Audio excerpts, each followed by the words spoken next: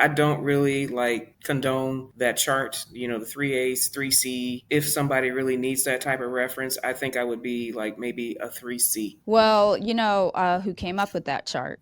Mm-hmm. Yep, Oprah Winfrey's Yep, hairstylist. I Andre. bought his book, Andre. Yep, I bought his book. I think at first I was like 100% against it. I'm not sure I'm even for it today, but what it did do is give some type of system when Mm-hmm. people all were going natural, right? Because right Mm-hmm. now, a relaxer is the devil. You wouldn't dare put that on your hair. I Right. would say Yeah. 80% of women don't relax their hair anymore Yeah. unless they're wearing a pixie cut, and it's Mm-hmm. kind of necessary. I mean, It there's is no kind of way necessary for that. if There's no you want way. to wear it straight, Right. what you gonna do, Willie? You Right. know what I mean? That's what it Exactly. is. Even if you had micro pattern, I mean, you can like take the foam setting lotion Yeah, and really and get smooth it it flat. down till the cows come home and really put like tightly that Sanic strip, but the curl is still going to rise. So Exactly, it's because better off it's doing coily relaxer. hair. Mm-hmm. Exactly. What was bothersome when the chart came out, the texture chart, Mm-hmm. was I found I felt, and this is probably on me, I felt like my clients found it on YouTube before the Mm-hmm. hair industry found it. Mm-hmm. So they were coming in, Kim, do I have 4C hair? I put it in water and I did let it float to the top. I sink to the bottom. 4C for my, what do you call it, porosity test. And I know that's the Mm-hmm. porosity test. I already knew that, but not in Mm-hmm. relation to how we were flooded with it, with Mm-hmm. this DIY type information. We're left to regurgitate and try to make professional sense of this, Yeah. when this is not how we were trained in beauty school to start. We've never heard it from any educator, any product Mm-hmm. line. And so here they come in.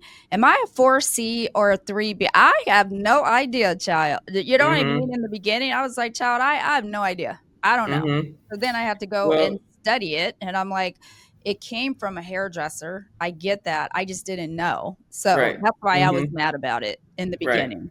Yeah, Yeah, it's funny that you say that.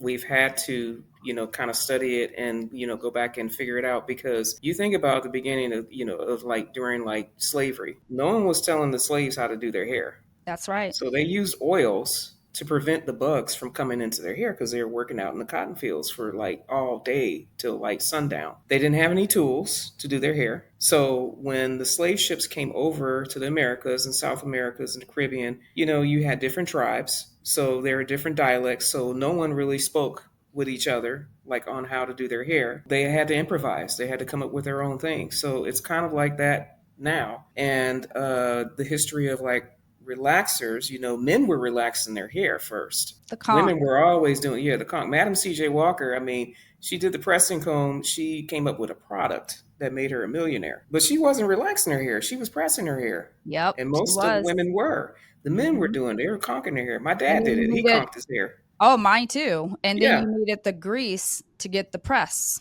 So that's right. where the oil just became a part of the culture. And I remember Hmm. growing up as a kid, that Blue Magic, which is back, by the way. I did the Blue Magic too. And the Ultra Yeah. Sheen, the Yeah, Vita Blue Point, Magic. the Sulfur Yes. 8 when your scalp Yeah. is itching. So yeah, I've done them VO5 all. VO5 hot oil treatment, Hmm. girl. It's a whole history behind where we are today, and I feel like it's always to your point where you said, it just cyclical. It just keeps coming back.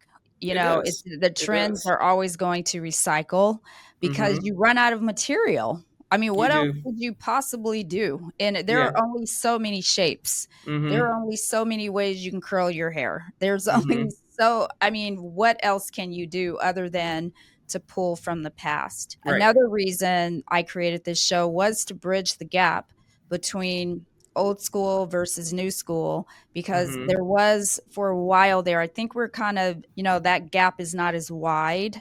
We're Hmm. narrowing the gap, Hmm. but it was, well, back in my day, and then it was, oh my God, shut up, old timer. We don't do it like that anymore, blah, blah, Yeah. blah, right? Hmm. But Hmm. now we have this generation of digital natives where they were born on the internet, Right.